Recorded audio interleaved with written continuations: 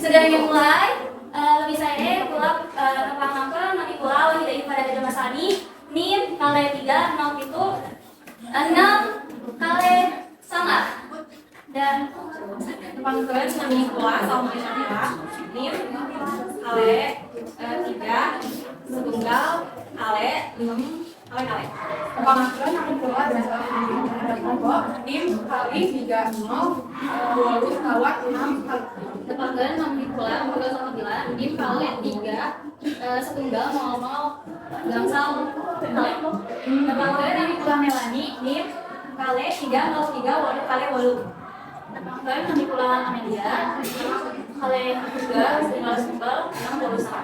Walaupun saya monggo pulang mulai presentasi Pekalis Kota Cirebon, monggo disimak ikam saya yang cerah-cerah. Terima kasih. Yang pertama kita bahas itu adalah logo. Di sini ada logo Kota Cirebon. Nah, dari bentuknya ini kayak perisai. Perisai itu melambangkan arti perjuangan. Jadi artinya itu perjuangan dalam menegakkan NKRI yang kemudian diproklamasikan pada tahun 1991. Di bawah perisai ini ada cerita yang bersifat Nah, ceritanya ini sendiri itu memiliki arti persatuan dan juga kebudayaan. Gemar Kalau Dinawi, Gemar itu artinya negara yang gemar itu artinya luas dan memiliki banyak artian. Kalau Dinawi itu artinya adalah segera dan gemar menyambut. Kalau misalkan diartikan secara keseluruhan, Gemar Kalau Dinawi itu artinya perjuangan rakyat Indonesia dalam memperjuangkan cita-citanya memiliki kesuburan dan keseluruhan. Kalau kita berjalan ini ada dalam usul yang pertama itu ada daun jati berwarna hijau kuat. Daun jati itu memiliki arti jadi zaman dulu itu disebut ada seorang pemimpin Parawali namanya Syarif Hidayatullah. Kalau misalkan kita sebutkan itu Sunan Gunung Jati. Nah, beliau itu saat meninggal semayangkan di daerah Cirebon namanya Jati. Itu kemudian ada 9 bintang. 9 bintang ini melambangkan oleh seperti di sini itu terkenal dengan 9 wali yang mengajarkan dan menyebarkan agama Islam. Nah, 9 bintang ini ada 4 yang di luar dan 2 yang di dalam si daun jatinya. Kalau 4 yang di luar itu melambangkan 4 dari Islam, yaitu syarikat, tarikat, marikat, dan harikat. Kalau 5 bintang yang ada di dalam daun jati itu melambangkan 5 unsur. Nah, ini warna kuning yang menjadi dasaran si bintang-bintang itu. Nah, warna kuning ini melambangkan pantai. Kota itu terkenal dengan kota pantai. Terus kita ke bawah di sini ada seperti lukisan laut bergelombang warna biru. Nah, ini melambangkan bahwa kota Cirebon itu mayoritas pekerjaan rakyatnya itu sebagai nelayan. Jadi pekerjaannya banyaknya di laut. Nah, di sini juga ada Udang Rebon. Udang Rebon itu melambangkan bahwa kota Cirebon memiliki banyak hasil laut yang melimpah yang memberikan kemakmuran kepada rakyatnya. Udang Rebon juga sebagai salah satu bahan utama pembuatan terasi yang mana terkenal juga di Cirebon. Terus kita di sana sini ada garis luar hitam yang bergerigi. Itu melambangkan pembangunan yang kota Cirebon itu bercita-cita melakukan pembangunan di berbagai bidang untuk kemakmuran rakyatnya. Di bawah garis bergerigi itu ada garis kecil berwarna pink. Nah, itu artinya adalah kota Cirebon itu letaknya di pinggir laut. Segitu dari logo. Kemudian selanjutnya Selanjutnya itu ada asal-usul. Jadi menurut naskah Bagaimana Sekedar Aja pada naskah Carita Pulau Cirebon Nagari disebutkan bahwa dulunya Cirebon itu berasal dari kata Caruban. Nah, disebutkan bahwa dulunya Cirebon itu merupakan suatu wilayah atau tempat itu yang merupakan dusun kecil yang didirikan oleh Kigen Papa. Nah, sering berjalannya waktu, akhirnya tempat itu terus berkembang menjadi wilayah yang luas. Lalu tempat itu diberi nama Caruban yang berasal dari kata carum, itu artinya bersatu. Kenapa tempat itu disebut Caruban? Karena tempat itu terdapat banyak para pendatang dari berbagai macam suku bangsa, agama, budaya, daerah, latar belakang dan juga mata pencarian yang berbeda-beda. Itu kumpul menjadi satu di tempat itu. Nah, lama-lamaan pelafalan Caruban itu terus berganti artinya menjadi kata Cirebon. Nah, hal itu terlepas dari mata pencarian masyarakatnya yang kala itu bermata pencarian sebagai nelayan yang antara menangkap udang-udang kecil untuk dijadikan ras ini. Nah, dari situ akhirnya kita nama Cirebon itu yang berasal dari kata cai artinya air dan juga bon yaitu udang-udang kecil. Nah, kalau misalkan kita bahas soal sejarah sebelumnya, kalian tahu nggak sih kalau Cirebon itu bersangkutan dengan kerajaan apa? Ada yang tahu nggak? Ya betul. Jadi Cirebon itu ada satu pautnya dengan kerajaan Pajajaran. Jadi kalau misalkan kita bicara soal sejarah Cirebon itu terlepas dari sosok Raden Wala Sungsang atau Pangeran Cakrabuana yang merupakan keturunan dari kerajaan Pajajaran. Nah, Pangeran Cakrabuana ini merupakan anak pertama dari istri kedua Maharaja Prabu Siliwangi dengan istri pertamanya yaitu Sukamara yang merupakan putri dari Kigen Papa tadi. Nah, sebagai putra sulung, seharusnya Pangeran Cakrabuana ini kan berhak mendapatkan posisi sebagai putra mahkota atau dia berhak mendapatkan kata kerajaan Pajajaran. Tapi karena dia itu beragamanya Islam yang diturunkan oleh ibunya Sukamara, Pangeran Cakrabuana ini posisi sebagai putra mahkota digantikan oleh adiknya yaitu Prabu Surawisesa. Karena masih sedikit kecewa, akhirnya Pangeran Cakrabuana ini pergi lalu dia itu membuat pemerintahan di daerah Kebon Pesisir untuk membangun pemerintahan baru di Cirebon. Maka dari itu Pangeran Cakrabuana ini juga dibilang sebagai pendiri pertama dari Kesultanan Cirebon. Nah, setelah Pangeran Cakrabuana ini yang mulai bermunculan sultan-sultan atau penguasa wilayah di daerah tersebut. Dimulai dari masa kepemimpinan Haji Abdullah Iman ini atau Pangeran Cakrabuana ini, lalu dilanjut oleh Temenggung Cahyo Tua atau Sunan Gunung Jati tadi, terus juga dilanjut oleh Pangeran Karim dan dilanjut oleh Pangeran Wangsakerta, Pangeran Wangsakerta. Akhirnya pada tahun 1677 Masehi itu Cirebon mulai terbagi menjadi ada Pangeran Natawijaya, dia itu dinobatkan sebagai Sultan Sepuh atau yang bergelar Sultan Raja Samsudin. Lalu ada juga Pangeran Kartawijaya yang dia itu dinobatkan sebagai Sultan Anom yang bergelar Sultan Muhammad Badruddin.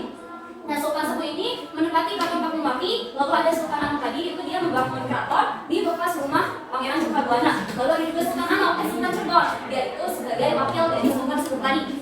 Nah, maka dari itu Cirebon itu terkenal memiliki 3 sultan, yaitu ada Sultan Sepuh, Sultan Anom, dan Sultan Cirebon.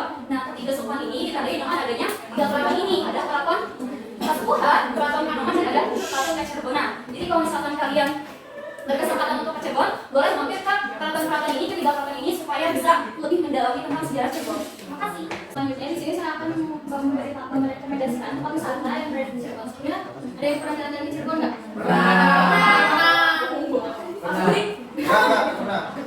Di sini kita akan merekomendasikan 3 tempat yang pastinya ramai kantong gitu ya. Yang pertama ada Musim Merah. Nah, Musim Merah Tanjungan ini tradisi arsitektur adat Tionghoa yang berada di kota Cirebon, Jawa Barat. Nah, bedanya ini dari musim yang lain itu karena wilayah yang dimiliki rendah dan dia itu tidak memiliki menara. Nah, Musim Merah ini juga tidak memiliki dinding seperti masjid pada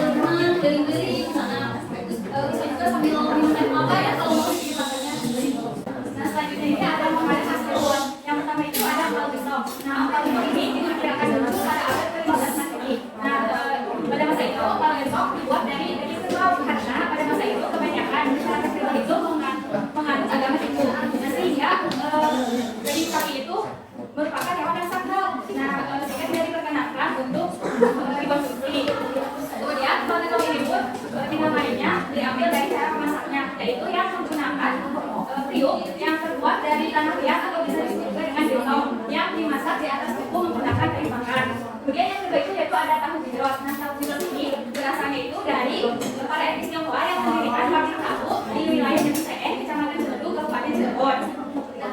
Makanan itu dibuat dari tahu gembos yang dipotong kecil-kecil, kemudian disiram dengan kuah berwarna coklat yang terbuat dari gula merah dan asam jawa. Nah, biasanya itu para pedagang menuangkan kuah berwarna coklat ini menggunakan botol yang diberi lubang kecil, sehingga ketika dikeluarkan itu akan mengeluarkan bunyi, yaitu jrot-jrot-jrot. Nah, dari bentuknya tahu gejrot. Yang ketiga itu ada jeruk bularan.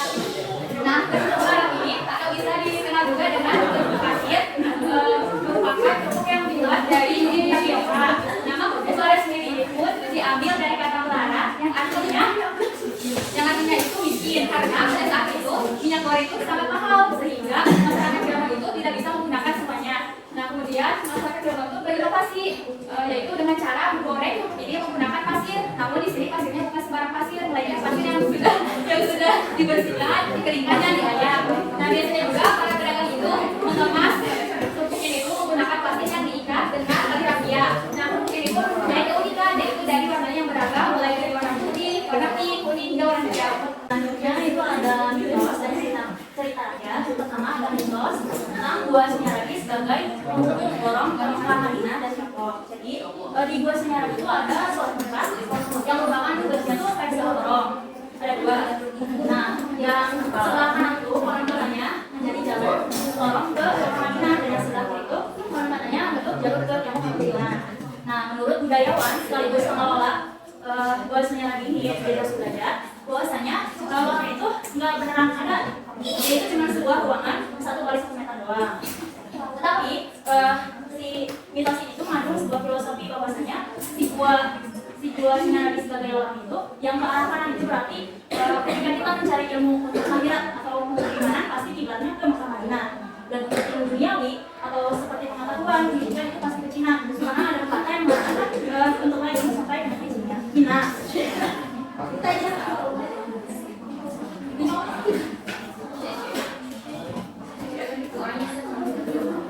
Selanjutnya ada mitos mengenai sigap sembilan monyet di petilasan Sunan Kalijaga. Jadi dipisahkan pada suatu hari ketika Sunan Kalijaga ini kan seorang wali yang pasti memiliki murid yaitu santri. Di suatu hari itu tuh hari Jumat yang dimana Sunan Kalijaga itu akan melaksanakan sholat Jumat di masjid. Nah, ketika dalam perjalanan ke masjid, ternyata ketika beliau melihat ke belakang tidak ada beberapa santrinya yang hilang. Nah, kemudian Sunan Kalijaga ini memerintahkan kepada salah satu santrinya untuk mencari santri yang hilang tersebut. Pergilah si santri yang lulus tadi. Ternyata si santri yang hilang itu sedang ada di sungai, sedang mencari ikan. Nah, kata santri yang diutus Sunan tadi, ayo kita sholat Jumat. Kata santrinya, enggak, kata dia. Terus kata si santrinya lagi, itu perintah Sunan, kata dia. Iya. Tetapi sampai sholat Jumat itu selesai, si santri-santrinya itu eksis. Si santri-santri yang hilang itu nggak ada. Pas ketemu dengan Sunan tuh terbersih dalam hati mengatakan, ini santri-santri kok kelakuannya mirip kayak monyet. Terus lama dari itu tiba-tiba muncul ekor berbulu gitu. Badan santrinya berubah jadi monyet. Ya, orang yang ditugaskan oleh Allah Subhanahu wa Ta'ala untuk menjaga petilasan Sunan Kalijaga. Jadi amanat yang bisa kita ambil adalah jangan menjadi orang yang munafik yang mengatakan dia di depan tapi tidak di belakang. Selanjutnya ada cerita rakyat. Yang pertama ada kisah cinta Baridin dan Tatina. Pada zaman dahulu kala ada seorang pria bernama Baridin. Pria itu pria miskin. Beliau hanya mempunyai seorang ibu yang berprofesi sebagai buruh tani. Nah, beliau ini pada suatu hari bertemu dengan seorang perempuan kaya bernama Rapina. Jatuh cintalah si Baridin kepada Rapina, dan beliau menyampaikan kepada ibunya, Bu, tolong melamarkan Rapina untuk saya. Kemudian ibu Baridin pergi ke rumahnya Rapina, tapi ternyata lamaran tersebut tidak diterima dengan baik. Ibunya Baridin malah diusir, bahkan barang-barang keserahan yang dibawanya dilempar dan ditendang. Ibunya Baridin juga diludahi oleh keluarganya Rapina.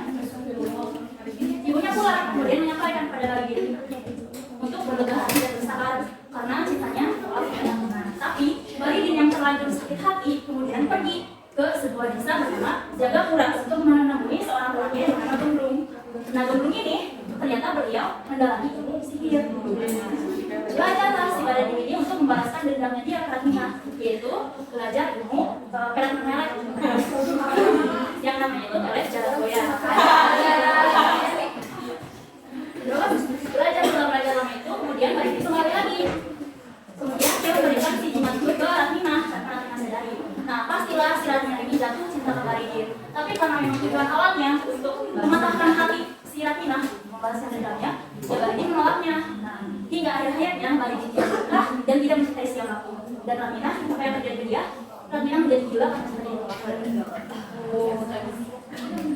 Terus ada yang kedua, yaitu Nimas Gandasari. Nimas Gandasari ini merupakan murid dari Sunan Gunung Jati. Beliau ini adalah Telik Sandi atau mata-mata dari dari Kesultanan Cirebon. Beliau ini juga merupakan seorang ahli perang.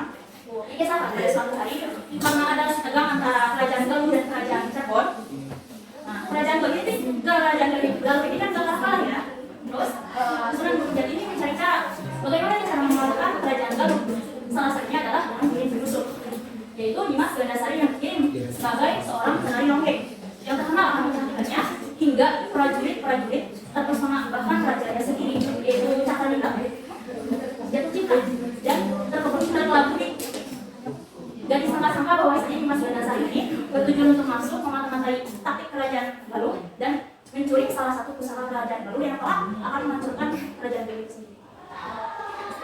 Setelah berhasil mengambil pusaka tersebut, Nimas Gandasari itu kembali ke Kesultanan Cirebon dan diangkat menjadi seorang panglima. Sebelum masuk ke materinya, ada tariannya. Aku mau nanya dulu, kira-kira tahu gak ya topeng ini tari apa? Tari topeng apa? Lupa, tari topeng. Topeng merah. Oh iya. Ujung ya betul ya.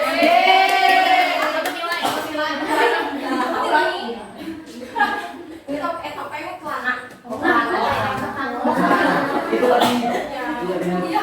Langsung aja ke tarinya ya. Yang pertama ada tari topeng Cirebon. Kenapa disebutnya topeng Cirebon? Karena tari itu menggunakan topeng buat si penarinya. Dan tiap topengnya itu punya apa ya? Punya ciri khas masing-masing, punya karakteristik masing-masing. Dan itu ngaruh ke gerakan tariannya, ke makna tariannya juga.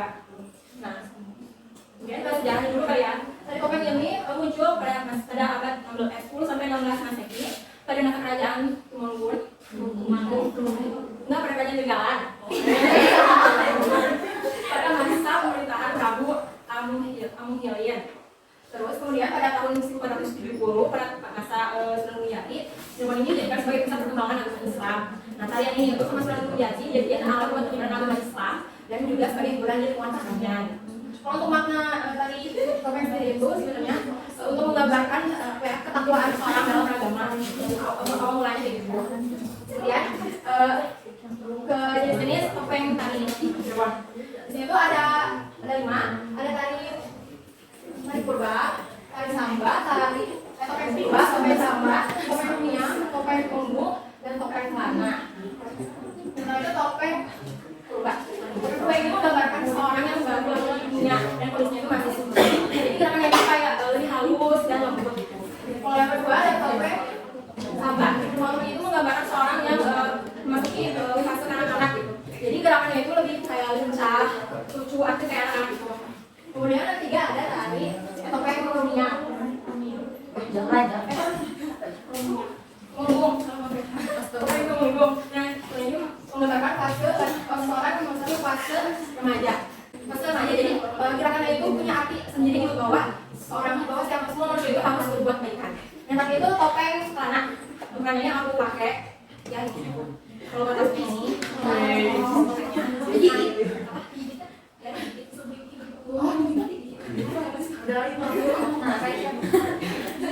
topeng itu menggambarkan karakter otak yang jahat, yang pemalas, jadi benar juga peran kayak jahat gitu.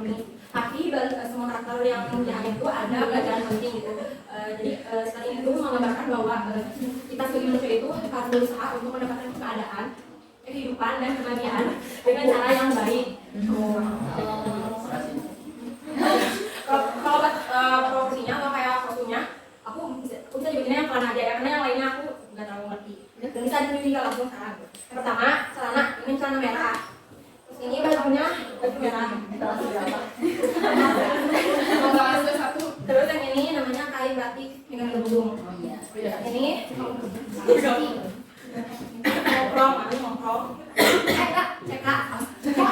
CK.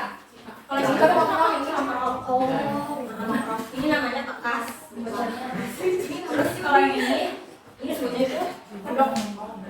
Terus yang ini kuat bahu. Ini tangan. Ini tadi ini namanya teh kewel. Ini sampur, namanya sampur. Nah, ini kalau kaki. Udah kaki. Enggak, udah beda ukurannya. Tadi ada ya, tadi selanjutnya itu ada tadi jarang mungkin. Kalau tadi ini itu lebih menggambarkan atau mengajarkan kepada kita bahwa itu seharusnya lebih mengenal Allah dan Rasulnya. Selanjutnya tadi Ronggeng. Kalau tadi itu satu dari tentang Cirebon yang itu komedi itu. Kenapa komedi? Ada tahu nggak? Dan ya tapi kenapa? Namanya paling kayak mereka kayak paling nyaman aja kan? Bukan cewek di cowok. Cowok terus buat terus dimainkan 12 sampai 20 orang. Soalnya di dalam juga kayak cewek, tadi juga kayak cewek. Dan di dalam itu kan buat lebih cantik, biasanya malah jadi ibadah. Jadi kesedihan gitu.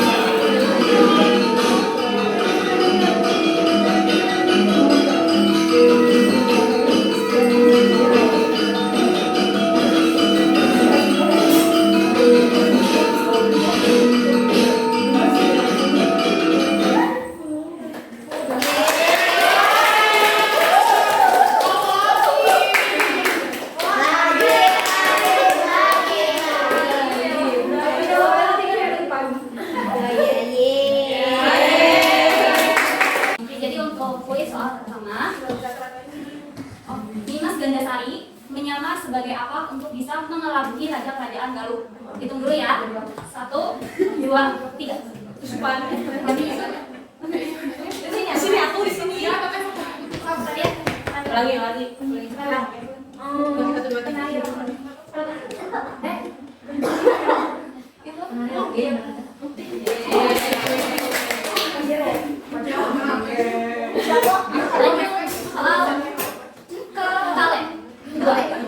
Kedua. Sultan pertama, Kesultanan Kasepuhan Cirebon. Sultan pertama, Kesultanan Kasepuhan Cirebon. 1, 2, 3. Dasa Wijaya. Iya, betul. Yang ketiga, apa filosofi dari lorong yang menghubungkan dua suhunya lagi dengan Tiongkok? 1, 2, 3. Jadi lorongnya itu yang ke mana itu pokoknya yang Moka itu maksudnya Manila karena negara itu kalau yang ke Cina gitu karena semua pendidikan yang dia gitu pasti ke Cina karena berkata bentuklah ibu sampai ke Indonesia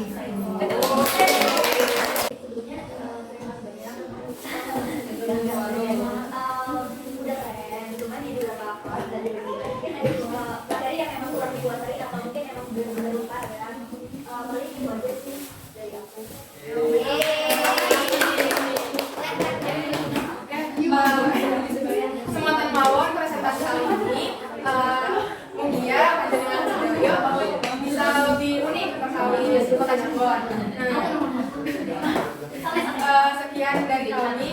Assalamualaikum warahmatullahi